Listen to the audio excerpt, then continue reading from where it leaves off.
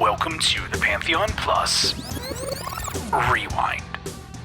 Well met and welcome. My name is Theric and thank you for joining us for episode 26 of The Rewind. This is the show for those of us who are interested in, and some might say obsessed, with the upcoming MMORPG by Visionary Realms, Pantheon Rise of the Fallen. Each week, me and my fellow fanatic / co-host Minus delve deep into the latest news, views, and conversations about this game that aims to be a throwback to the days when MMOs competed with reality for your time and attention. And speaking of throwbacks, a man like myself, who I know has been enjoying the extreme nostalgia of watching Cobra Kai on Netflix, let's check in with my co-host. Minus, how are you? But more importantly, how awesome is Cobra Kai? Dude, Cobra Kai is awesome. It is incredibly awesome. I can't even tell you how into that show I was. And I know you're not done, so I won't spoil it. But we were just at work today and I yelled to somebody, I said, hash brown that and send it to the internet. I just watched that episode too. That's awesome. I love the show. And holy cow, who would have thought they could make you love Johnny the way that you do in that show? So I got to ask you, are you a Johnny guy or are you a Daniel guy? No, I'm a Daniel guy. It's hard to get away from the original Daniel, You're story. A Daniel guy? I think he's such a douche on this show. Yeah, well, I don't know. I still see him as the little kid, right? I still see him as teenage Daniel. It's weird to see him as an adult now. And I don't know. I like Johnny. Don't get me wrong. I like Johnny. He's a cool guy. I mean, I'm into the 80s stuff, but hard to get away from the original.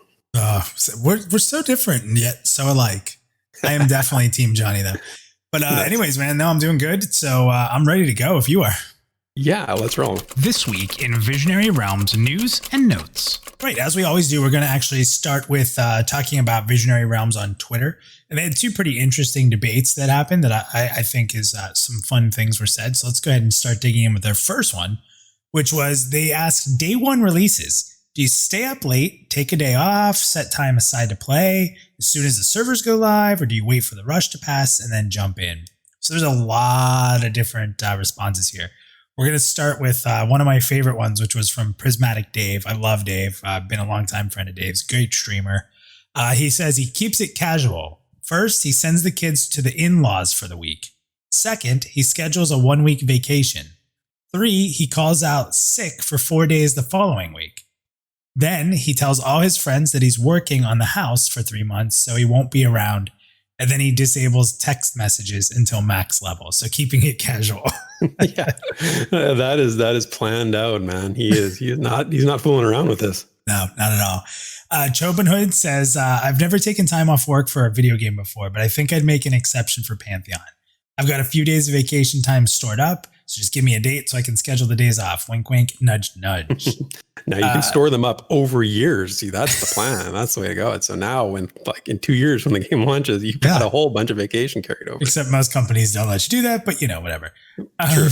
Drac Attack, our fellow Pantheon.Plus guy, says, I took 4 days off for the Eridune launch, so the recent launch, and another 3 when Kunark dropped.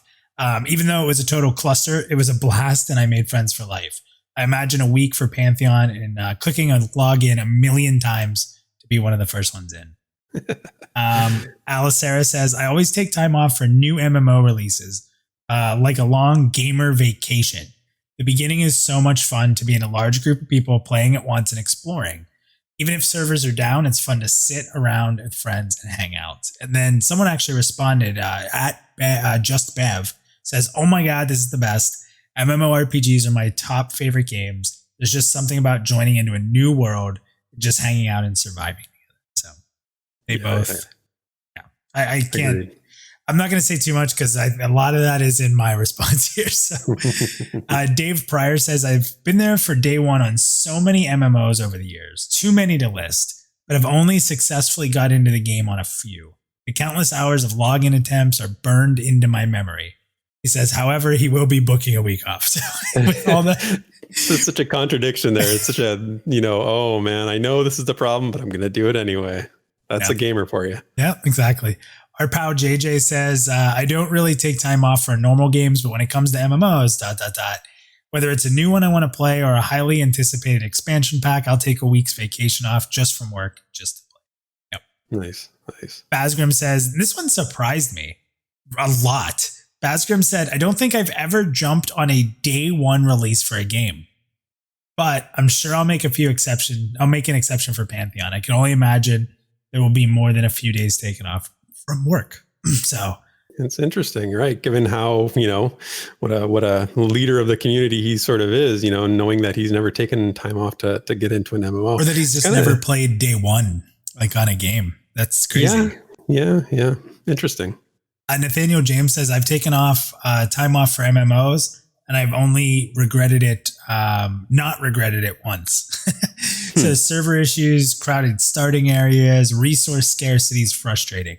That being said, I will always take a day or two off for an MMORPG I'm excited for. Says another person, like, it's painful, I'm frustrated, I get mad, but I'm going to do it anyway. We're kind of masochists as MMO players, I think. Yeah. Odd Bunny says, I've learned that a grand total of 0 games have had smooth launches. So if I have spare time, I will play on day one, but nothing in terms of scheduling time for it. Like others suggested, patching server client issues usually scramble most player launch experience. Yep. Motavi says, when I was younger, I was a day one guy almost every game I was excited about, even midnight releases. Being older, I get my game and I give it a few days to address the congestion or bugs that creep up so we can just get to the quick patch. Let me ask you a question. Did you ever stand in line at a store for a game? I ran stores when that happened. That's true. Yeah, that's true. You were in the industry, so you didn't have to do that. Yeah. When midnight launches started, it was pretty much around the Halo 2 launch, I think, was one of the first ones. Right. Because prior to that, when we worked for GameStop, like for Madden, for example, it was always a craziness. Madden, we would drive to a meeting point. Our DMs would go to the UPS distribution center, pick the game up, and we would meet with trucks and take the product to our stores. So we would usually get Madden the day before its official launch at like 6 p.m., right? Because like we're not waiting for UPS to filter and sort it out to us the next day. So that's how GameStop used to do launches. But what happened is a lot of different companies would complain that we'd be selling the game a day before because it wasn't a real street date. It was just a launch day.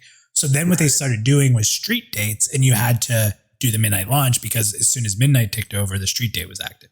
So that's why that happened. Yeah. Interesting. And then what happened is, like, at first, midnight launches were for special events and it was cool and it was fun and we would do fun things. And then they just started to be every game, and it diluted itself. It wasn't fun anymore. Yeah. I've never stood in line. I've never done that. I've never had the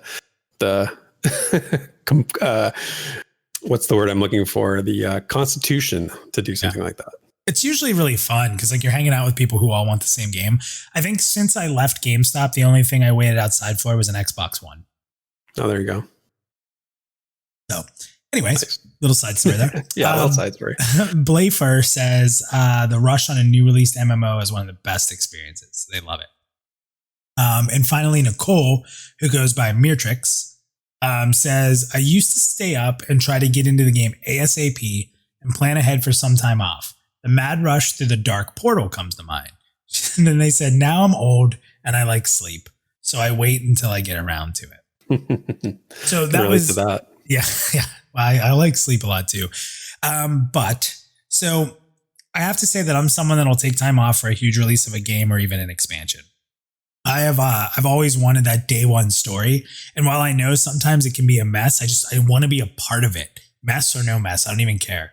I'll be the guy reading updates, checking Twitter, clicking login 1,000 times, and also the guy who screams to his guild or friends, it's up, go. And then, it crashes again once we get in. And then I do that 17 more times until we get in and it's stable. But I love the excitement. Like, even when people are frustrated, there's just something fun about the level of anticipation and excitement, even the frustration to get in. And once you're in and can stay in, it's super magical. Like, to just be like a part of seeing everyone sharing this crazy large experience all at once, like just running around aimlessly and, oh my God, let's go kill that fox because it's before someone else kills it. It's like this mad dash. And then I'll usually obsessively play.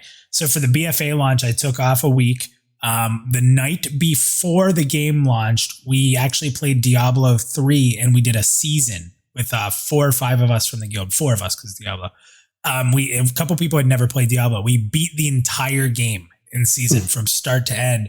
And then we did that because we wanted to stay up the the night before as long as we could so that we could all like coordinate going to sleep and then waking up when the game launched or like right before it.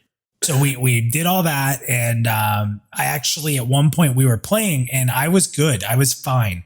And we were hitting about 24 hours awake and Haya bailed on me. He's like, I got to go to bed, man. I'm like, you can't go to bed. Like we talked about this. He's like, I'm going to bed. So like I started playing by myself. And as soon as he wasn't there to talk to me, I was just dropping, like fading. So I literally got out of my chair, grabbed a pillow and laid on the floor by my desk and set an alarm on my phone for an hour. Then I got back up and got to playing again. So, yeah, that's how I get, man. Like you saw a small taste of that when we were in pre-alpha. That's how I get. And I don't necessarily want to do that with Pantheon from the standpoint of trying to like level and get through content quick, but I don't want to stop playing. I want to be in the world, but I think it's different. That initial rush is a different thing. Yeah. And I imagine this is going to be something we're a little different on. So how about you? Yeah, you're totally right. We are very different on this. I'm on the other end of the spectrum. I take these things on my own time. I've never been the guy who's clicking madly to get in and rushing and trying to be there. I sort of think of it like a theme park, right? Like a real world theme park. I'm not the guy who's rushing with the crowds through the turnstiles, running into the park and screaming his head off. I get the most enjoyment out of it when I do things on my own time. And so on launch day, I'll let the masses get in. I'll let everybody get in and sort of get comfortable and let sort of the bugs get worked out. And then when the time comes, like I'll be like the calm, Zen master, and I'll log in and I will, take things at my own pace. And when it comes to like MMOs especially, I mean, it's like we talked about in the Twitter comments, like we're kind of masochistic. We know we're signing up for potential issues, right? And everybody's experienced it, but we keep doing it. And that's something to be said for how much joy it brings people. And that's cool. But I think if you do that, you should have to like sign a waiver or something saying, I will not go rage online if there's server issues or technical problems, because there's going to be, 99% of the time. And, if you're taking time off from work, that's your choice, and it's cool. And I'm not trying to preach. I'm not trying to say anybody not to like be Professor Buzzkill or anything here. Like do what you do, what makes you happy. But, everybody in the comments knows it too. They said it, there's some history here. But even just in terms of how I approach a launch of an MMO, I certainly I don't do it that way. I take it a little bit slower. So I'm going to stream myself jamming the start button. Like I'm going to like literally come join me for day one of Pantheon where I'm just trying to get in, and it'll be, I'll have so much fun with it. Oh, I can't wait. All right. I know. Maybe my first time ever, but I'll maybe a little more rushed than I've been in the past, but maybe I'll get you on. Yeah. Derek's going to be there, guys. Don't worry. He'll be streaming with me, jamming the button. Probably. So the next one here was a fun one. It's what are some of the scariest MMORPG places you visit to visit in game at night? Bonus points if you have a Pantheon zone you think is scary. Yeah. So Co-Carnage jumped in and said Kithakor Forest, which 1 million people said Kithakor Forest. Are you familiar? Yeah. If this was Family Feud and that what they're asking, what the top answers, that would be number one. Guaranteed. Are you familiar with Kithakor? Oh yeah. Okay. Oh yeah. Do you want to tell people what it is all about, just in case they don't know? Well, Kithakor Forest was in EverQuest. It was a zone that you zoned into. You had to go through it to get from East Commons or from Kinos to Freeport, and it was a zone that was always dark. And at night it got even scarier because there's just skeletons. There was it was a very spooky sort of haunted feel, and it was dangerous. It was not meant for people in the level range that were trying to make that crossing. It was quite. Didn't the enemies at night, they were stronger? Yeah, they were stronger at night. That's right. And a lot of people, what they did was they found a wall and they would just hug the wall, right? Instead of going through the middle of the zone, they would hug the wall around it. So I don't think a lot of people actually experienced that straight run through. They just sort of did the perimeter. So Libwick said Plane of Hate for solo stealth part for the Rogue Epic. And then he says also Co-Carnage is right with Kithakor. So again, the amount of people who said Kithakor. So here's the next one. Lexer says, well, all the old EQ players are going to say Kithakor for obvious reasons. I am, however, going to go with Riverdale. Those tiny halflings groping your legs and sticking out their tiny hands into your pockets at night. Shivers. No, thank you. That's funny. Strieg says, yeah, Lesser Fey was definitely up there. The tree cover made it look way darker and every tree looked alike. So if a brownie killed you, it was hard to find your corpse. No, those brownies, man, they were scary. Those brownies. You couldn't see them half the time. No, they're tiny and they were strong. Hated those suckers. This one I love. JJ says Goldshire. I don't know if you know why he put this.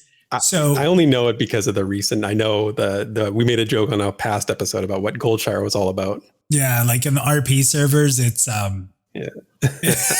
it's the worst that you could have of really belligerent RP, and it's just trolls. It's so bad, and there's always a million people. There's a starter area. It's a tiny little starter like hub that has like a little inn, and that's it. And for some reason, that's where all the danger is. I don't get it. That's funny. But it's so funny that he put that, because if you're not a WoW fan, you don't get that. But if you are, it's like you laugh. Mere Mortal said, in Secret World, everywhere on Solomon Island has a pretty high spooky factor. But what I remember the most for is that old wooden bridge that had a ghost that would sometimes spawn and chase you out of the bridge. The quest and world designers for that zone were god tier. And before I speak on that, the next person, Stands in Fire. He says Solomon Island in general in the Secret World, but the abandoned amusement park where things would get visually and audibly distorted. Nope. Huge props to these two guys. I did not expect to see Secret World brought up in this topic, but they are spot on. Secret World was like a horror-based MMO. Right. And Solomon Island was incredible. And that theme park, dude, was legit scary. There were like clowns and stuff, and like, it was, that was awesome. It's a really good bring up by them. Steppy says Duskwood in WoW was pretty good. I wouldn't say it was as much scary as it was just eerie. You had owls hooting, eyes peeking up behind the bushes, the shambling undead. The whole zone just had a great ambient horror vibe to it. Without a doubt. The first time I went to Duskwood and they had Stitches or whatever his name was walking through, was like this big abomination. It was all stitched together. It was like walking guard in this like outside the city, and he would kill anybody who was near him. That was a cool zone, like wolves, spiders, all the dark creepy. Nice. Exozone says Castle Mistmore, Mayang. Rumors were EQ developers would sometimes play him when he spawned. Really? I never heard that. Huh, that's interesting. Right. This one's great. Van says something about fighting in Kedge Keep always kept me on edge. I went to Kedge Keep a couple times. I'm like, nope, I'm done with that place. I can relate to that. Being underwater is not a great feeling sometimes. No, in any way, just movement and camera view, and then you're drowning. Yeah. I went to Kedge Keep like 3 times. I'm like, I'm done. I don't care what's in there. I'm coming back. That's awesome. Yeah, I think his name here is Firebend. I'm just gonna say Firebend. Fire for Bend. So graveyards are one of the scariest. Hearing undeads gnarl and have little fog so you can't see much can be really immersive. That's just kind of a general statement. Jason Perry says zoning into Blackborough with no light source. Ain't that the truth? And then, so I responded to this one. I don't always respond because we talk about it on the show, but I thought that this was one I wanted to respond to. So I said unrest without a doubt. So there's so many scary things. Like first, the crazy pumpkin-headed scarecrows and the hedge maze outside. You had skeletons running around, and then inside, like tentacle creatures and werewolves and zombies, including the festering hags that would one-shot you. Then the most important part of the zone was that for some reason to NPCs, all the walls were transparent. So as soon as you bumped into a wall, you pulled the whole freaking zone on you, and we're running a train out through the gateway by the fountain, screaming train and everyone running to zone. So scary, scary, scary to me. Unrest was definitely one that stands out. That's a good one too. I think that's the first one I thought of. But I wanted to get a little bit more, think outside the box. And do you remember Lava Storm in EQ? That was a pretty ominous zone. And that's the one that I came to, because I remember at night when you go through Lava Storm, nobody really did much in Lava Storm. It was mostly they were on their way to Solus XI, I think, but it was sort of a mid to high level zone. And at night, there was like magma rivers, and they always looked a little brighter. And then you get like the black hills, and the cliffs were harder to see. So it took on the spooky atmosphere. But the thing that made it the most scary, and I had actually looked it up, I pulled it up on YouTube, but the music in Lava Storm was awesome. It's like this dark sort of soundscape. And in the background, you hear like the eruptions, like the volcanoes erupting, and there's like soft thunder in the background. So all that put together sort of made it a really, sort of a scary, spooky zone. And I think it was criminally underappreciated in the original EverQuest. So that was my memory of it anyway. Yeah, the other one with you bringing up the music, and we've talked about this before in a rewind, but there was a place in WoW in BFA actually called Drustvar.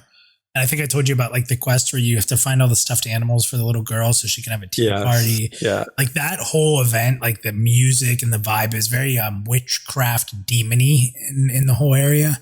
And the music, like you had brought up the music for that zone. The music was so good. It was probably the only time I never turned the music off ever, no matter how many times I was in that zone because I liked it so much. But then when you have this little creepy girl, having a tea party to summon a demon with a pentagram under the tea party, that's always a little creepy. That's pretty awesome. That just brings up all those imagery is so powerful. It's awesome. But anyway, that's it for VR on the Twitter side of the business. When the Pantheon community speaks, we listen. So let's dig into social media and see what the discussion is all about. Okay, so on to our community discussions. So in this one, I want to go over the last developer stream we saw when they showed off the Dire Lord. There's a lot of the discussions that sort of spawned from that stream. And there was one sort of common theme I saw in a few different places. So this discussion is going to take a little bit from YouTube comments on the video, a little bit from the Pantheon MMO forums, and then a couple of things off Reddit to sort of pull it all together. So what I'm talking about here is the information about the mob that was conveyed in the stream. So, and I'm not talking about like the player information, like the health bars above the players' heads, specifically about the monsters stuff. So their health and mana bars, we saw the mob's level is right above their head. The threat assessments, so like the color in terms of how dangerous they are to you. The spellcasting bar was there, the exact name that the mob is spellcasting. Anyway, all that was displayed sort of in the UI elements above the mob. So it's not to say that this is like what it's going to look like, but because it is pre-alpha still, right? Bear that in mind. But it's a pretty impactful design choice, and I think that's why we saw so much commentary about it. So like I said, I've gathered some comments, and we'll sort of go through them, and they're actually sort of quite a bit different. Some people really liked it, some people didn't, and we'll see what people say. So if I had to sort of title this, it would be like, how much is too much when it comes to a mob's information being conveyed to the player? So let's start on YouTube, and a couple comments from the video. First was from Jose Pedro. He said he didn't like it. He said the enemy health bars and the icons don't look good. They take away too much screen space, and would like to see that implemented above the little target frame instead. And then somebody else, Audio Garden 21, agreed with that, and he said he's not a fan of how MMOs these days sort of have the flashy numbers and the effects sort of right in front of you for the sake of it. And wants to see it conveyed in a more subtle way. And then again on YouTube, the last one there said from Mike McGinnis, also didn't like it, said the square bars above everyone with the cast timers and all the debuffs blocks out everything behind them. So it's not immersive. It doesn't, it's sort of taking away from what you're looking at otherwise. And then over on the PantheonMMO.com forums, it was a little more focused on the spell casting bar for the mobs over there. It's more of a sort of focused discussion, but it also goes into some of the other things too. First up, Nusser said, I don't really like it at all. I like it if you have to guess from the animation and the spell effect visuals what kind of spell your enemy is casting and how long it might take for them to cast it. Even with spell interrupt skills and all that stuff, I still think it's wrong to be able to see the spell casting bar. And Disposalist talked about, he replied to that comment a little specifically. He said, I'm not really sure that you could tell from animations anywhere near well enough to be useful, unless the casting was very slow and like very, wild, I guess is how he put it. And personally, I'm fine with some indicators, but would prefer if it was just on the targeted monster. Grimmix said, I didn't notice the bars at first, but then I rewatched the stream and now it's the only thing I see. The only casting bar I really care to see is my own personal casting bar, not everyone else's. I hope we can at least turn off the bars, reduce the amount of screen clutter. I'd like to add, seeing an enemy's casting time doesn't really affect my choice to do an interrupt. If I see a move I don't like, I attempt an interrupt when possible. So the bars are just kind of extra. Unicron said, I don't care if casting bars are there or not, but I don't like using nameplates the way that they were set up on the stream. Hopefully the UI is customizable enough that they can be turned off. And the cast bars, buff or debuff icons can be moved over to the target panel instead of on the nameplate of the monster. Big Dog Chris said, I do not like the bar in the group box because I find it distracting from player health. So I think he was sort of looking at it from a healer's perspective. Mhm. Nan Foodle said, I liked everything I saw. So this is so we're going to get into some more positive sort of responses here as we go along. But Nan Foodle said, I liked everything I saw. Maybe toggles for people who don't like information because no add-ons. So this is the kind of feedback that I would want. Papa Bear said, casting bars are okay, but actually showing the name of what spell the NPC is casting seems a bit much. I would rather be able to figure out what they're casting by the animation or effects. Bam Bam just was really short and sweet, said, I like it. It's a modern MMO thing. Sarum said, with NPCs, I like the cast bars under the nameplates. Yes, I definitely think we should see a cast bar for them. And it doesn't need to show the spell being cast, though. As mentioned, it would be nice if we could attach the cast bar for the NPCs somewhere else.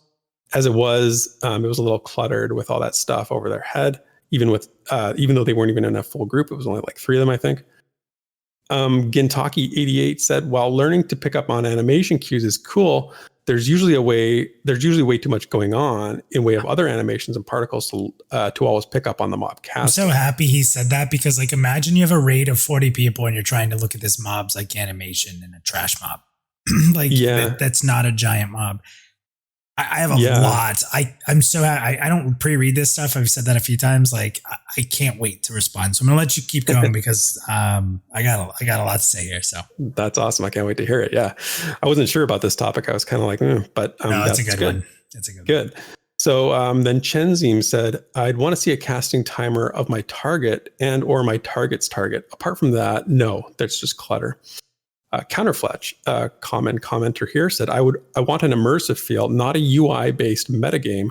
So I want to see some information, but it shouldn't break the suspension of disbelief. And I think displaying the NPC abilities before they're done casting could be like a skill you develop. And then he talks a little bit more about what that might look like. Starblight said, I'm not at all disappointed that they have things like debuffs, debuff timers, spellcasting HP levels, etc. I feel like the spellcasting bar is less work than making each creature and spell have unique animations, spell effects, and sounds. I think that's a really good point. Yeah, that's a really good point. Because that is a huge time saver, right? Like, they can't make everything sort of unique. And let's be honest, how exciting is it once you learn the animation? Never mind. Go ahead. Keep reading. You're jumping the gun. I'm ready. Chomping at the bit. I am. Goofy Warrior Guy says, remember in EQ1, we never had casting bars for NPCs. But we did always know the name and the ability that was being used because we got that nice little text message in the combat log saying so-and-so starts casting whatever the spell name was. JPE Droat said, with the current iteration of the UI, I'm most concerned about the cast bars and the multiple floating enemy health bars and debuffs. Having cast bars on enemies is the wrong way to go because it completely removes the challenge of interrupting. Basically the same as having an add-on. UI also gets cluttered and it makes the combat way too easy. All the information is stamped in the middle of the screen. The UI elements in the middle of the screen overpower the game world. And then lastly, from the forums, Beaver Biscuit says, cast bars are screen clutter and they make the game easier. I don't even think I should have a personal cast bar because it feels more immersive without it. Oh my God. I don't mean to laugh at you, Beaver Biscuit. I'm sorry, but. Oh, interesting. Okay. Really? Let me reread that for a second. I don't think I should have a personal cast bar because it feels you're the character. Wouldn't you know your spell casting time and when you're about to complete it? Like what is immersive about clicking a spell and then just randomly it's going to go off? Like, that's like, come on. For yourself. Like, this immersive word is the worst thing that ever happened to MMORPGs because it is no longer the meaning of the word. It's a justification to just hate stuff. Like, it makes me crazy. Yeah, everybody has a relative level of immersion, right? One person's immersion. Have we done one show where the word immersion hasn't pissed me off? Have we done one? That's why we need a thesaurus. We keep trying to find different ways without saying it, using different words. Didn't we come up with a better thing? Yeah, we did. Yeah, it was like ambiance or something. Oh my gosh. Beaver, again, yeah. I love you to death. You're entitled to your opinion, but I just so strongly disagree with that statement. Okay, good. And then the last two are from Reddit, and they're actually opposing viewpoints. The first person said UI elements are not in the right spot. Having the default status effects and bars and name altogether is really not ideal. And if there is a standard, it should be on the outside edges of the display, sort of giving the information, but putting the barest essentials in front of the player. And then somebody disagreed with that. They said, from looking at the screenshot, it looks like there's health bar, casting bar, and debuffs. All these things are important information. I'm glad they're there. Maybe because some tweaking of the actual size or design is needed, but I think it's all valuable information. Okay, so those are the comments, and I'll give my piece, and then I'll let you go hog wild here.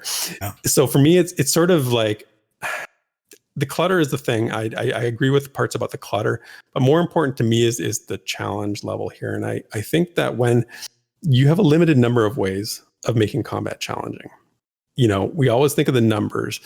You can give mobs more HP, you can make them hit harder, you can make them go faster, things like that. But when you only have numbers, it just becomes an equation to be solved sometimes. And I think keeping mob information hidden and making players intuit, like figure it out sort of what it looks like, what spells a mob casts, through experience and attention is a great way of enhancing challenge without relying on those numbers necessarily. And, one of the responses was it's a modern MMO thing. And that's definitely true. So I can see that side of it, but I'm not sure if this is one of those changes of modern MMOs that I think should carry over into Pantheon. But again, that's my opinion. And also just to reiterate, remember, this is where what we saw was pre-alpha, right? So it's not, it's not set in stone, obviously, but okay. So mine is, say your piece. What do you think? Oh, here we go. And guess what? We have time. So this is going to be a good rant. Okay, so let's start at the fact that 90% of people that don't like this are EQ fans. I'm going to throw that out there and be very hypocritical in saying that I'm going to dub that, but I think it's true. Okay, so the alternative that they want, let's just call a spade, is to hit C to con them, right? Sure. Derek, is it fun over the course of your Pantheon career to hit the C button 10,000 times to get the same information? I think is that fun?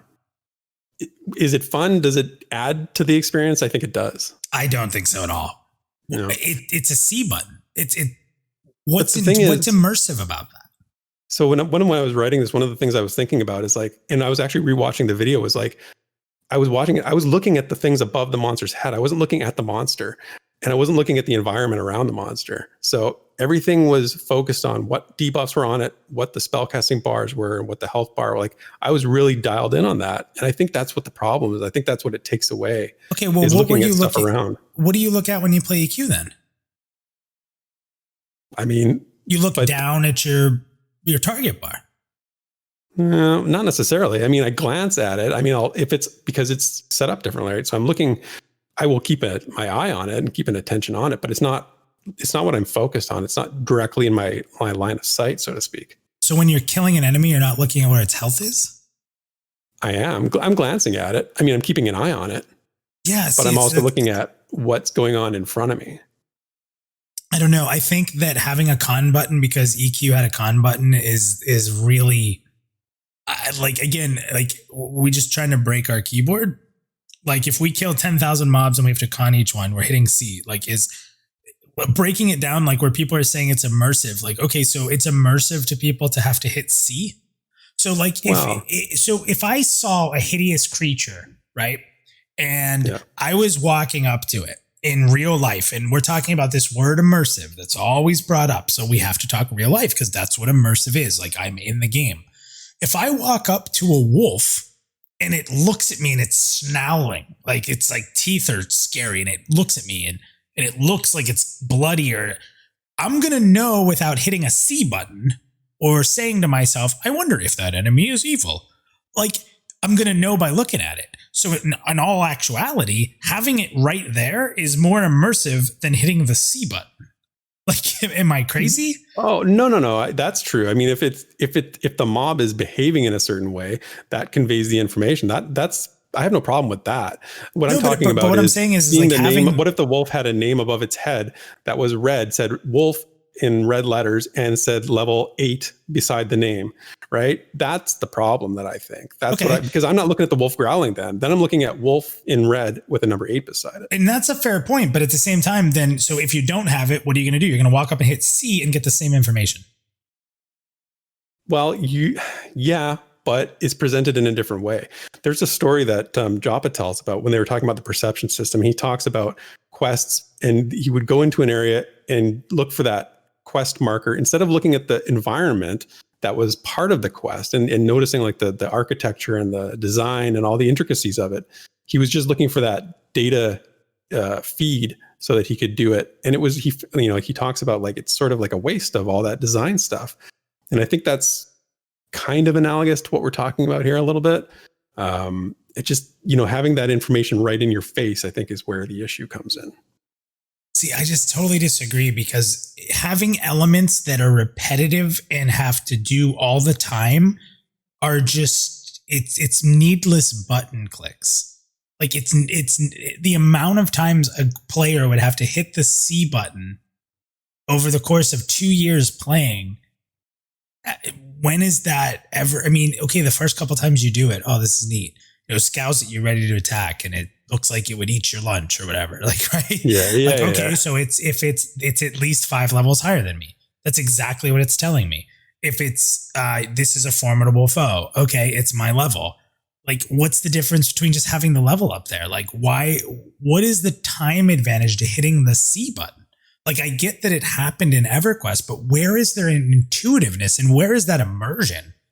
It just, that's the part of me that just doesn't get it. Like we are adding something we have to do into our gameplay sessions, which when added up over 10,000 clicks is a massive waste of time for nothing, for no gain. Now, I know some people will argue with me and say, minus out of your mind, there is a gain. I feel like I have to get close and I have to con it. And is that an element you want in your MMORPG? Like, I have to get close to a mob and then I have to scan it.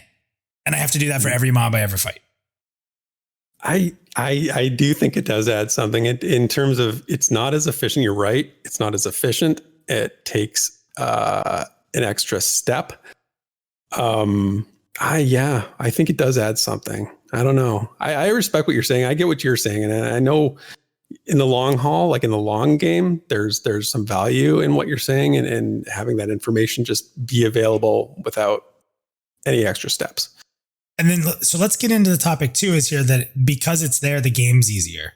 No, because it's there, the game is able to be more complicated. Like, so, okay, if I'm playing a Dire Lord and I have to keep 3 different bleeds up, right? Like I have to keep 3 bleeds on the target. I can have that be very precise now because that information's in front of me and I'm looking at it and I'm timing and I know, oh crap, this one's going off. I missed this one. I need to reapply. You get into the combat of your character and the flow of your abilities so much better. Like knowing where you stand and knowing like what you have applied, what you need to apply, what you've missed. You can communicate to the group. Okay, guys, I missed this. Back off a second. I need to reapply it. Blah, blah, blah, blah, blah. Like not having that right in front of you means you're looking down. Like you have an option to look straight ahead in the middle of the screen. And when I build an interface in any MMORPG I ever play, I literally put everything right around my character so that I don't have to take my eyes off of my character. Now, granted, I know people are saying, well, I'm looking at this health bar. Okay, well, that health bar is very close to your character. What this enables them to do is they can, this enemy that you're going to be able to constantly look at because you're focused right on the center of your screen is going to be able to do crazy attacks and do animations. And if it's not there, then it's going to be down on the bottom of your screen. And are you not, you're going to look away from the fight? Like how is looking away from the fight? That's not making combat more challenging. That's making it tedious. Yeah. Tedious is not more challenging. And having the data there, because WoW's done this forever, allows a developer to make it harder because you can see it. You know when you mess up. They don't have like if you didn't know how your abilities were landing and you didn't know what abilities were on it, then you're going to have this inherent less ability to be stronger. And if you have a less inherent ability to be stronger, then the developers aren't going to be able to push it harder because you're not going to have the resources to be able to have a clean play. Like this stuff in front of you, having information on a game that, by the way, no matter what you do, every MMORPG, every single D&D session is all math-based. This genre is math. And if people don't like math and numbers, you're playing the wrong genre.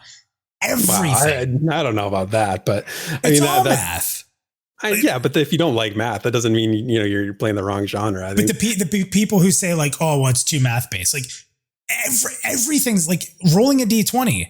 Okay, so I roll a d20. This thing has this much constitution. This much constitution gives it this much added to the roll. My roll is this. My constitution's lower. So that's all in the background of every single MMORPG that's ever played. Like, and in D&D, it's the same thing. Like knowing how your statistics work with a roll, like a random roll. My attack is being rolled against the defense of what I'm fighting. And if the defense of what I'm fighting is here, what's my armor penetration? It's so numbers based. Like I use the word math, but it's numbers. It's all numbers. No, you're right. I mean, it is. It's not a question of whether it should be math based or numbers based. It's a matter of whether you should have access to those numbers and you should have access to see those numbers. And I know like you have a good argument. I'm not gonna. Oh no, listen, I'm enjoying the hell out of this. We never fight this much, so it's great. I know. No, this is a great debate. I could go on for a while with this, but we probably should, keep it under wraps a little bit. I know what you're saying, and I guess it comes down to it's not a matter of I would soften my stance on saying that information shouldn't be provided. I think the issue with the stream, or maybe what people were seeing, is that it's just the way it's provided in that upfront, right on top of the mob, but maybe off to the side. So here's what I'd say. Something like that. Here's what I'd say that I think maybe would help. Number one, you have to be able to disable player bars. There's no reason to have player bars. None. If you can just turn those off, then you only have NPC bars. There's a lot less clutter. There were some comments that talked about that too. Yeah. Yeah. So if you get rid of because I don't need to see a bar above my head. I have a group window to the left. Like the healer is going to be looking at the group window. They don't need health bars above people's heads. So like if you disable the player's health bars and all you have are the NPCs, well, that's going to be a big difference right there. And then if you want to have it so you only see your debuffs on the enemy, that's fine. You can do that because then you're able to play your class. But here's my thing. People are saying it's more challenging if it takes away the information. That's not how you build a challenging game. You don't dumbify the player and then that's how the game's hard. You make the content hard, and it should be hard for a smart player. It shouldn't. You shouldn't have to take away what we know about the game to make it harder. Make the game hard. Give us all the information and make it hard. Like it's interesting. I could probably argue that a little bit, but I know what you're saying. There is a difference there. But then again, hiding some things or keeping some things out of player knowledge is not dumbifying the players. It's just it's not showing the hand. It's not like letting the players see behind the curtain, so to speak, right? Like we go to like a performance of a theater and we don't want to know how all the things we see are being done. And part of the enjoyment is sort of like, maybe this isn't a good analogy, I don't know, but it's like, the enjoyment is sort of just letting your imagination go and letting the sort of the interesting part of it be the mystery of it. I don't know. Keep something in mind. Any melee character that you fight doesn't have a cast bar. That's true. So if you fight a melee wolf and it does this crazy bleed attack and you get hit with it, and you're like, oh crap, I'm bleeding, I'm dying. Healers, start healing me. Right? Yeah. It's not the whole game, right? It's spellcasters. And if somebody has to do a ritual to do a spell for 3 seconds, the immersion should be, hey, that guy's casting a spell. Like if you want to take the name out, like I think taking the name of the spell out hurts more than it helps because it can create situations of encounters that are specific to certain things being casted that maybe aren't interruptible. And you have to plan around and when it's coming to get into the right position or to cast putting that all to random chance without you knowing what's happening. It's not good. It's not good game design. Like, oh, I died because he cast some spell. I didn't know what it was. And it turns out it was a kill everybody spell. Where's that fun? Well, when you go back and do it again for the second and third time. Sure, but what if he doesn't always do it at the same time? Well, then you keep doing it until you figure it out. But that's not fun. Like, I don't know. It is fun when you finally get it. Yeah, everything's fun when you get it. So I'll give you that. Yeah, no, I hear what you're saying. Yeah, this is a good one. I hope chat, you guys are listening right now. Please give your opinions. Maybe I'm way off, but me and Theric are never this far apart. And I love that we are. I absolutely love that we are. I think it's great for the listeners. So yeah, I agree. Great topic. Let's circle back around on this one at some point. Yeah. Okay, so introductions for this week, just the one. We had Nicto43 over in the forums popped in to say, hey, y'all been lurking for a long time. Figured I'd just give them the money now since PA5 is launching, and but he won't be getting in until alpha. He played EverQuest Online Adventures. Can't remember which server, but he was a healer. Probably going to have to be a healer since it's his safe zone, he says, and I'll try the pet class as well as the ranger. So it's been so long since playing an MMORPG, at least a decade. He says something here I can sort of relate to. He says, I hope I can relearn the lingo of playing an MMORPG like HOTS, clickies, and all those things, right? Let alone the rhythm of camping and killing. So good luck to Visionary Games and getting the game out. So welcome to Nicto43. And it was a quiet week for the rest of the stuff. So that's it for this week's community discussions. Let's talk content creator updates and new additions to Pantheon.Plus. All right, awesome. So let's talk about content from content creators that we have on Pantheon.Plus for you to check out, or even stuff that might not be on there. So Voices of Terminus hosts Brimstone Gaming now, which is Budrick. He's been in the community for a bit, kind of streamed some other games, but has done some Pantheon content. But he's joined forces with Voices of Terminus and is doing what I believe is a monthly show on the VOD channel. So the title of the show is Fully Geared, and in this episode he talked about what racial actives could look like and theory crafted around the races and their known passive traits. So it's kind of awesome to see a new show content come up, and even better to see VOT back in action with now 2 different monthly offerings. So you can check those out on their YouTube pages, either on the VOT YouTube page for their videos, and then Budrick on the Brimstone Gaming. And I believe they're both on the same Twitch channel, however, so when they're live, they're the same channel. But you can also check them out on Pantheon.Plus in the most recent articles section or video section. So make sure to give them some feedback. When you first start a show, that initial feedback is always huge, giving them support and encouraging it on. So good stuff there, Budrick, and to the VOT team. Yeah, Budrick's a good dude, so go support him. Yep, and Pantheon.Plus, Drac put out 2 different Pantheon.Plus profiles this week. We call them Plus Profiles, highlighting some more community members. So check those out if you want to hear about people kind of talk about their MMORPG stories and get a glimpse of their upcoming Terminus life and what that's going to look like. So it's pretty neat. So in content creator news, but not necessarily content, Basgrim kind of broke more widely the fact that this Friday he found a small section of the website, which I believe was broke by a community member, but Basgrim was able to get it out there at a bigger level. And it detailed that the PA5 session details would be announced by the end of October 2020. And this was on the website on the pledges page. Now, VR has not come out and officially commented on this, but this is a pretty big find. And I'm expecting we'll probably hear more soon. So exciting. And just to finish up this section, it's a pretty short section this week, but other news from us. I was really happy to be a guest on Thorndeep's Terminus Tavern show. If you guys aren't familiar with that, he has a show he does whenever there isn't a Pantheon.Plus U. And it'll be Thursday nights in that same time slot on his Twitch channel, which is linked down below, the YouTube channel where he puts them up. So he interviewed me just kind of on all things MMORPG, Pantheon.Plus, my thoughts and views on Pantheon thus far, VR, stuff like that. It was just a really fun interview. So if you want to learn more about like how this all got started, my beliefs on where Pantheon is, check it out. We have it linked below. You can watch it on demand on YouTube. And it was just, once again, I want to thank Thorndeep for having me on his show. I had a lot of fun with it. It was a lot of fun. We were in chat having a good time, sort of listening to your comments and hearing you talk about your passion for this stuff is always like, you're in a tavern, you're getting intoxicated. Well, we were getting intoxicated on your Pantheon hype. So awesome. So that's it for all the content creator news and notes in Pantheon.Plus. Here's the mail, it never fails. It makes me want to wag my tail.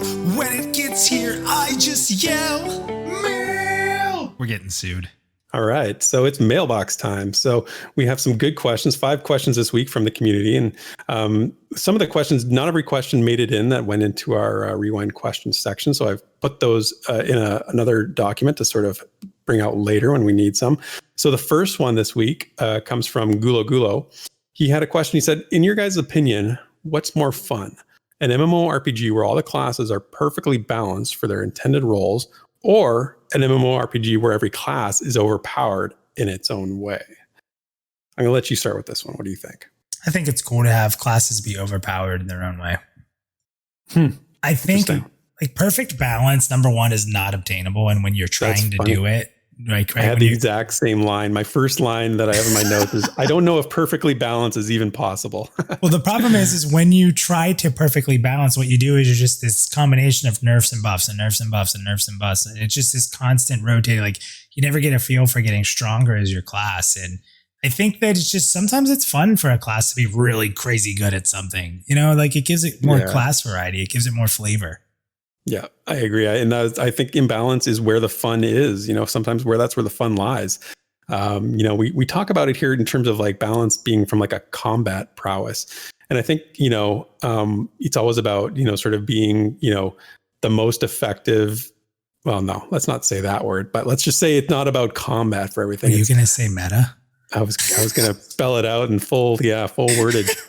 A class role can extend beyond combat, though. And you think about like utility skills that aid in exploration, or provide useful items, or give knowledge about the world, something like that. So when we talk about balance, it's important to put those into the equation too. And I think that, like I said, some of the fun is when it's not calculated as a balance. It's more like it's calculated a little differently. So it's a good question, though. And when you allow things to be overpowered, maybe it's a little harder to play. Like, I think it's perfectly okay to have classes that are harder to play with a better payoff than classes like that are easier to play and maybe the payoff's not as big.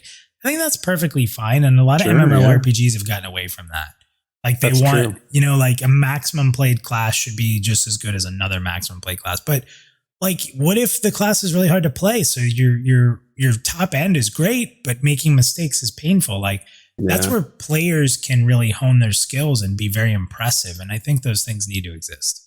Yeah, it's gotten pretty like homogenized, right? Like everything's flat, sort of thing. Yeah. Great word. Okay, so next question is from John Wayne. And he says, with the ability to flex within the class you choose, do you think it would be important to also carry gear and weapons on you at all times in order to best maximize your personal builds? I love this question, and I'm absolutely terrible for stuff like this because I do that. I carry all types of different gear on me just in case, you run into that one mob that's got vulnerability to poison and you have your venomous longsword in the bank. Like that would kill me, right? I want it on me so I can use it. And so I run around with my entire arsenal on me usually, which leads to like zero inventory space. And honestly, if we're in Pantheon with what we know about the death penalty, I probably need to get on that and fix that and not do that so much. So I need games to help me keep this in check, whether it's your like limited inventory space, weight, or some other mechanic. But I will say, as a ranger, I mean, we should get special consideration because we are one of the few classes that needs to have a bow and potentially 2 single-handed weapons. So we should get some sort of bonus. We should get some sort of unlimited inventory bag, I think. What do you think? Your bonus is that you get to stay alive in this game and it never quests you were dead all the time. I'll take it. I will make that deal soon. No, I mean, I carry so much gear on me. It's insane. I think I've told the story before about in Legion for the last raid. I had an interface made up on the right side of my screen. I had hotbars for each of the 9, maybe 12 fights. And I made a macro button that would put me into the right talent spec. And then a macro button that would put my correct gear on. And every one of the 12 fights, there was a couple overlapping, but every one of the 12 fights, I would have a different build. I would have a different set of gear I would put on to maximize that build. And I even had a button and a gear set for trash mobs. So like an AoE build. So literally like I think, like I said, maybe 12 fights in there. I had 12 different builds. Again, some overlapped with each of them having their own set of gear, including a trash build. So I am super into that stuff. That's awesome, man. People in my guild would make fun of me so much for going into my trash build for trash mobs so I could be like the trash destroyer. People are like, you really changing gear? I'm like, yeah, man, I made macros. That's right. Nobody could recognize you because you always look different. Every time somebody looks away and they look back at you. Every one of them had the same, every piece of gear had the same transmog. Of course. I forgot about that factor. You're right. Oh, that's funny. Okay, so next up is Strieg. He says, different people find different things challenging. What do you personally feel will be the most challenging in Pantheon? So you're up. So I don't think it'll be for me, and I'm not trying to sound egotistical here, but I really don't. I think people having to check their attitudes and the way they present themselves is going to be very hard for a lot of people because you need groups. You can't do it on your own here. So yeah. I think that's going to be the most challenging thing for people that have played a lot of MMOs who trash talk and make fun of people because it doesn't matter and feel like, oh, I don't need you. I'll find another group. I think that people are going to have to kind of reset themselves and figure out again how to be part of a community there in the game. Yeah. That's a great answer. I love that you went that direction with it. I took it from a little bit of a different angle, but I think you're right. I mean, I think people are going to have to, check some ego and get a little humility involved to get back to a game like this. But for me, I went with a different direction. I looked at it from a little bit from a gameplay perspective. And I said, I hope they make climbing really challenging. I think it's already sort of shaping up that way because I want there to be like inaccessible peaks that I want to try and get to before I have the endurance to do so. And I think, putting endurance as like a very long play build up skill where you need a lot of it to ascend to the very heights is something that I'm really looking forward to. And I want to plummet to my death on the regular, and I'm sure I will. And I'm going to love that, and I even think about like, what if like you had like a raid where there was extreme climbing involved and you had to do something like that? It could be fantastic, to make that a really challenging aspect of the game. And that's sort of where I went with it, just sort of a different take on the challenge aspect. But yeah, good answer from you as well. Next up is JJ. He says, if I recall, Pantheon is allowing you to choose one trade skill. However, we know some games allow you to choose more or all of them. Do you think Pantheon should allow a player to learn all trade skills with the trade-off that you must choose one as a focus? Whereas a focus trade skill will grant you advanced special recipes for that skill, while non-focus skills will only give you the basic recipes. This way, players can be a bit more self-sufficient, but also provide value to the economy. Yeah, and I would say, yes, I like that idea.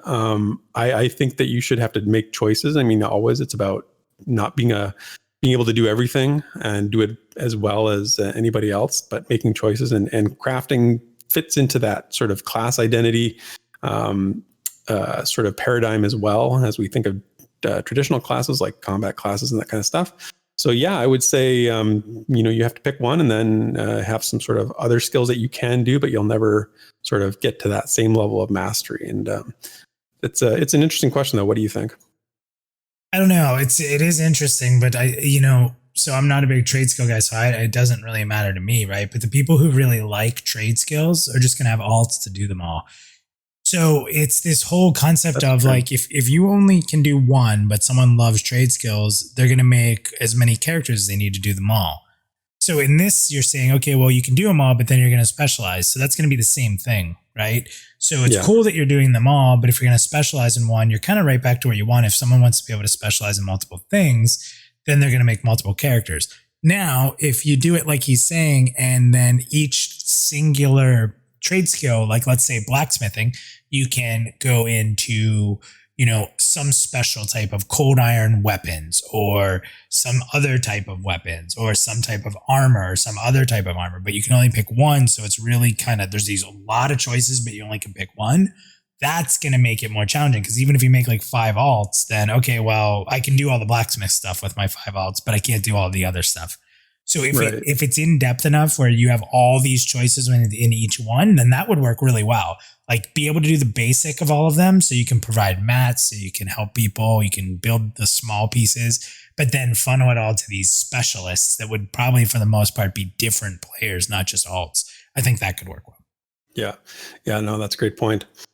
And then our last question is very specialized. This is for you and you alone because it's from Erin Ellis. And she asks, I'd love to know if Minus has ever been rendered speechless and the occasion, if any, behind it. Did you come out of the womb that way or did certain life experiences develop your talent for talking? So she wants to know how you developed your gifts of conversation. I was pretty quiet as a kid. I was a super nerdy kid. Not that I'm not a nerd now, but I was like the nerd that got beat up a lot. Were you the karate kid?